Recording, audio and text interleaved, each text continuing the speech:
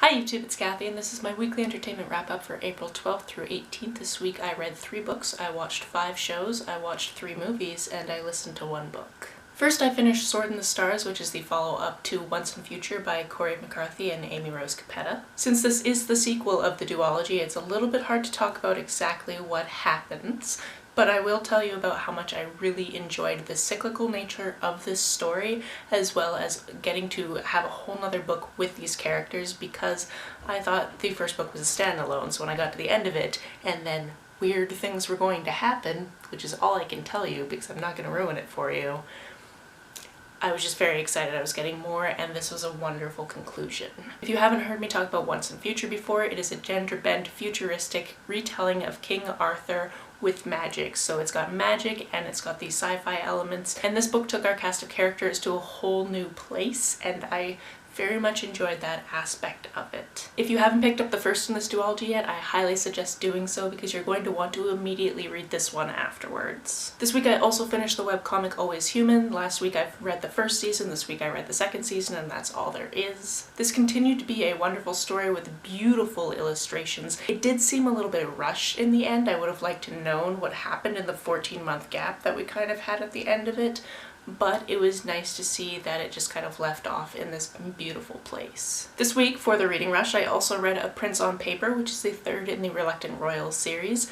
This one is set in a couple of different countries that don't actually exist, so sadly this wasn't a book that I could use for all 4 prompts. However, I am still currently reading a book that I hope to finish today, because this is the last day of the readathon, to get all 4 prompts done. Each of the books in this series have followed one woman as well as her love interest, and they kind of go back and forth a little bit in perspective. The love interest in this one is just a prince on paper because his mom married a king, so he is not technically a prince, but his younger sibling is royalty, so that's the whole thing about him. He's been always trying to keep the eye off his younger sibling because he was bullied as a kid. He doesn't want that to happen to his sibling, and so that's a very sweet relationship. But he's always been seen as this prince of debauchery, and he's always been in the tabloids, and that's not great right now because there's actually a referendum coming up to see if they're going to abolish the monarchy or not. So in this one we get a fake engagement trope, hoping that will clean up his public image so it doesn't hurt the referendum results. I liked this one. The fake to real relationship trope is something I do tend to enjoy. I don't like it as much when it goes right into engagement though, because that's like a big step. So that kind of rubbed me the wrong way, but that's just me not liking that particular type of this trope, I guess. Our so-called prince is also bi or pan. It was never said directly on the page, but he does like more than one gender. And there were other queer elements to this that I very much appreciated. On to the TV shows I watched. We watched at least one more episode of Tales from the Loop. This is a very slow-paced program, but it is fun to see how all of these things come together because, for example, sometimes we'll be focusing on this character that we've never met before, only to realize we have met them, but this is a different timeline. I don't suggest watching it just before going to bed because it is something that is so slow-paced that even though it's beautiful and interesting, it can be very easy to fall asleep to. My roommate and I also watched a couple more long-distance episodes of Better Call Saul. We actually got 2 episodes in this week, which is great for us. This is one of those occasions where I have him video calling on my phone and I'm watching it on the TV, and we sync it up so that we're watching the same episode at approximately the same time, and we can still give each other commentary or still feel like we're seeing each other's faces even though we haven't lived together for over a month now. I also caught up on the previous week's Survivor and watched the current week's Survivor, which made me cry about 38 seconds in because that's what Survivor likes to do in that type of episode. I'm still not super invested in anybody who is still in the running to win. I don't really feel like I care that much, but it is still entertaining. And it's still something to look forward to every week, especially because we will have one more returning castaway, so really hoping that that goes well for a certain human. And as always, Friends is kind of something we've always put on in the background and watched when one of my roommates comes home from work because she's still working. However, even though we're in the last season of that, we did switch over to watching The Newsroom and sped through a season and a half of that, which means we've watched approximately half of it. I've wanted to watch The Newsroom for a while because it's an Aaron Sorkin show. He made The West Wing. I love The West Wing. And this is similarly very fast-paced. This is also very political. Our main character is actually a Republican, Republican, which is interesting, and this is set in between around 2010, I think it goes up as late as 2013, so it is all based around news stories that we've heard of before, or at least the major ones are ones we've heard of before, and then I assume that there are a couple of fake ones just kind of sprinkled in there. I find myself very invested in the personal lives of these characters, so I'm just excited to see where it goes and to see how it kind of wraps up, because it got cancelled, so they kind of had to scramble to just kind of put it together at the end, which is a lot like the actual show if you think about it. The first movie we watched this week we didn't really like. It was called Are You Here? It didn't know if it wanted to be serious or a comedy. I didn't like the main character at all, who was played by Owen Wilson, who was just kind of a dickbag and at the end got the girl for no reason. There was also mental health stuff that felt like it was more played for a laugh than actually serious, and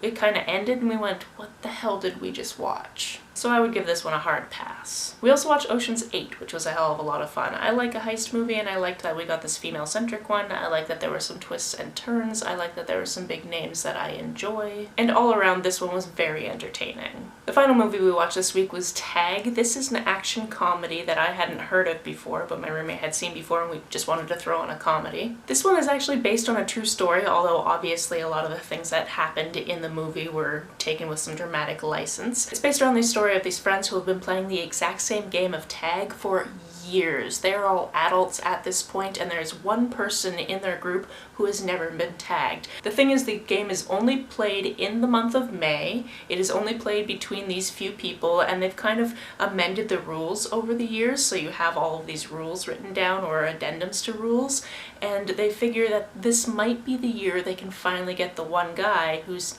just going to stop playing after this year and has never been tagged. It was very fun to watch this. It was very entertaining. I really liked the bits where you would get close to the guy who had never been tagged and it would slow down and you would hear his inner monologue of exactly how he needed to move to avoid being tagged, and it was very entertaining. It was also great to watch the end credits and see all of these videos of the actual people who had been playing the same game of tag for 23 years getting each other, and seeing from where the movie drew some inspiration, so people dressing up as different characters to get each other was very fun. This week I also listened to the extremely punny Kill the Farm Boy. This is the first in what I think is a trilogy. It's very filled with puns. Like, puns are not something I usually enjoy, but every once in a while a good one will either get a groan or like a polite applause because you set that up very nicely. This book is full of so much setup and execution of puns that are just very good that I highly enjoyed it. Basically, we start off with Worstley. He is a Pooh boy, or that's what the goat calls him. He works on a farm, it's a family farm, and this fairy shows up and says that he's the chosen one and he needs to go on a quest. The fairy also makes the goat into a talking goat, so they go on the quest together, and from there more party members band together. It is very much like a D&D campaign, except for it's got some insight into current politics, so things like feminism and that type of thing are addressed in this. And then everything from people's names, which are reminiscent of characters you might know or just ridiculous tropes, to locations are just different plays on word. I'm going to read you one of the many ridiculous sentences that is in this book that I wrote down to try to articulate how ridiculously set up this book can be. The sentence that I wrote down was, "What's the point of morning wood if it can't make a muffin moist?" A legitimate sentence that actually makes sense in the context of this book, but is also so dirty. I found this quest highly entertaining. There are a couple of party members that do get together romantically, and they're both ladies, so you know I enjoyed that part. And I've put a hold on the second audiobook already, which is called No Country for Old Gnomes. The audiobook narrator of this book was so fantastic. He had a different voice, a vastly different voice for every single character. There are a lot of characters in this. Not only do we have the usual traveling party and a couple of people they kind of pop in on, there's things like trolls and possums and all of these other different characters, and they all had different, very distinct voices, and it was just amazing. That's why I think I'm going to only try to read all of this as audiobooks, because if it's the same guy every time, I'm gonna love this series. That's it for this week. If you've read, watched, or listened to any of these, let me know about it down in the comments below. On the way down to the comments, if you hit that subscribe button, that would be very nice of you. If you don't feel like leaving a comment but want to make sure I know you were here, just leave me an emoji or a smiley face if you're on your keyboard. You can like and share this as you see fit, and I will see you very soon. Bye!